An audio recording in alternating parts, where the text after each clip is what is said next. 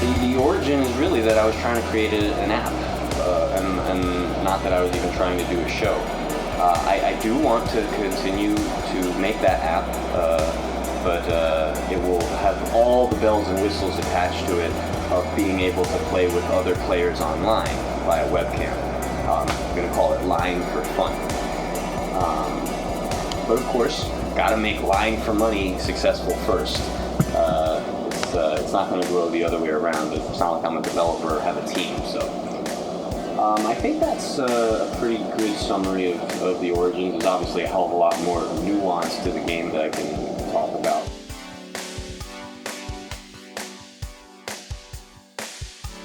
I'd say the first stuff that I started to get, I probably started acquiring throughout the year of 2013 onward.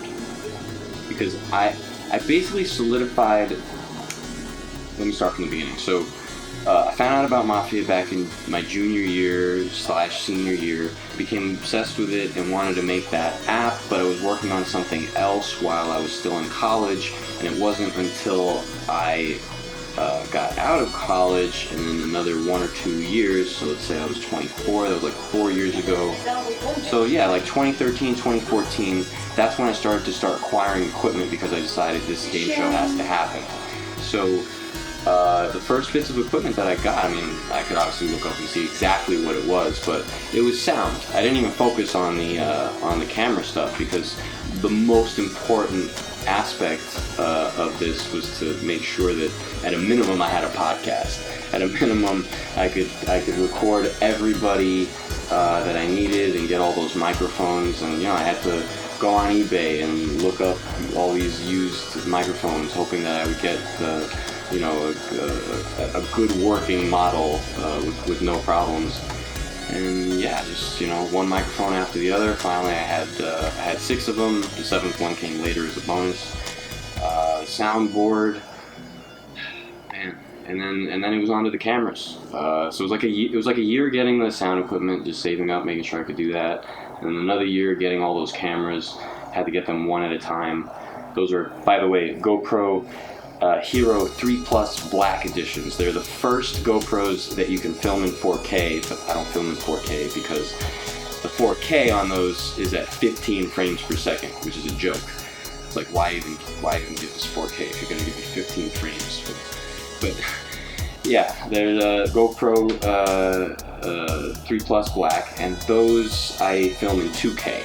I film in 2K for sudden death in the inner circle. In the other 2 levels, I changed the resolution because the image doesn't exactly stitch together if you don't change the resolution.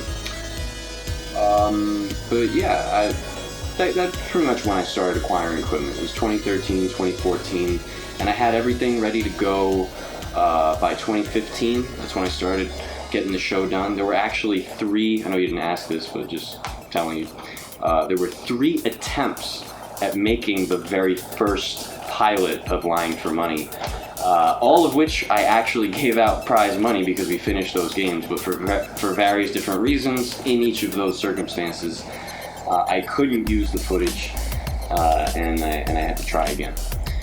But it did happen in 2015, and that was also the year when YouTube finally supported 360. I had this idea to create a 360 game show and nowhere to upload it. It was kind of a on-time coincidence that I was ready to start uploading and YouTube started supporting exactly what I was trying to do. GoPro wireless remote. They actually have new ones out now that are a little bit more easier to use.